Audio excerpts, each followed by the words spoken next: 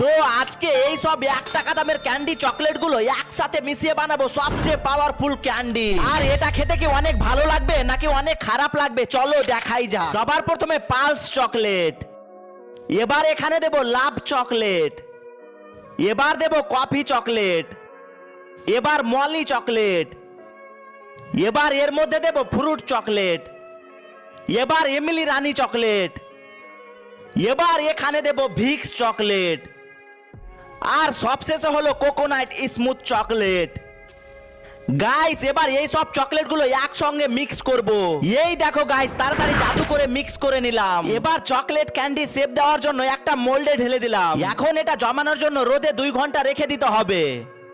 Guys 2 ঘন্টা পর দেখো শুকে পুরো কালার চেঞ্জ হয়ে গেছে। এবার এটা মোল্ড থেকে বার করার পর দেখো গাইস সবচেয়ে পাওয়ারফুল ক্যান্ডি। এবার এটা খেয়ে দেখি। দাঁড়াও গাইস এটা খাওয়া দেখতে